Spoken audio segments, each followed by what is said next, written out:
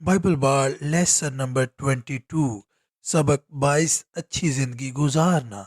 मकसद हेलो और अच्छा दिन। ये बाइबल बार्ड है। सबक ये वो जगह है जहां हम आज हैं। अगर हम पूछते हैं कि बाइबल हमें ज़िंदगी गुजारने के बारे में क्या सिखाती है, तो एक से ज़्यादा चीज़ों पर गौर करने की ज़रूरत है। यहाँ कुछ बातें हैं जो यीशु ने अच्छी ज़िंदगी गुजारने के बारे में कही हैं।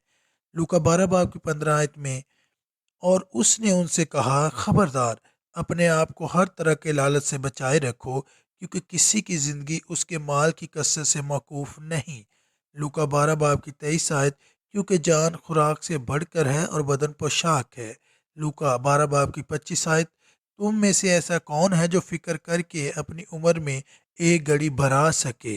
ये सारी बातें समझने में आसान हैं, लेकिन जीतना बहुत मुश्किल है। ज़िंदगी गुजारने के बारे में बाइबल की हदायत को समझना बहुत आसान है, लेकिन जब हम उसे पढ़ते हैं तो हमें कुछ फ़र्क करना चाहिए। पहला, अबरानी सहीफ़ों को मुखातब किया गया है और ज़्यादातर अबरानी कौम के बारे में है। यहूदी रबियों ने अपने सहीफ़ों में लोगों के लिए तकरीबन 613 अहकाम या असूल हैं।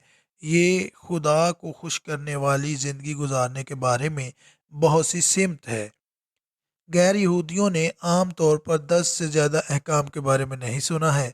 जब यहूदी कानून के एक माहिर ने यस्सु से सवाल किया, फिर यस्सु ने उन अहकाम का खुलासा कैसे किया, देखते हैं मत्ती 22 बाब 36 से 40 आयत।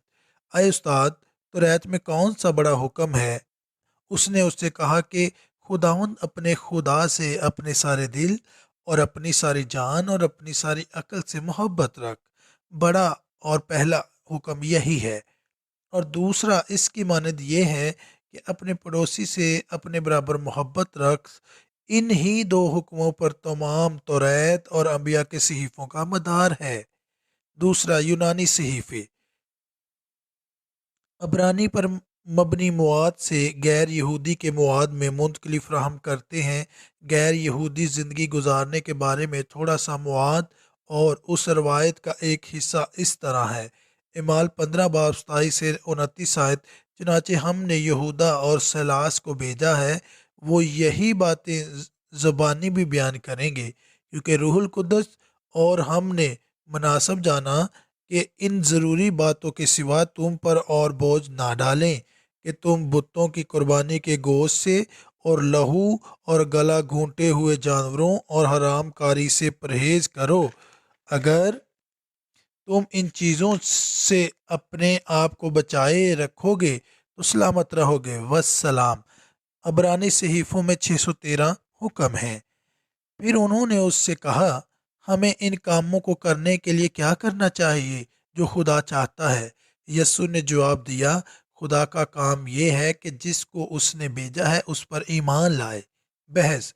बाइबल के अदब को असलूब या मौजू के लिहाज से 6 ग्रोह में तकसीम किया जा सकता है: कानून, तारीख, शायरी, अंबिया, अंजील और चर्च।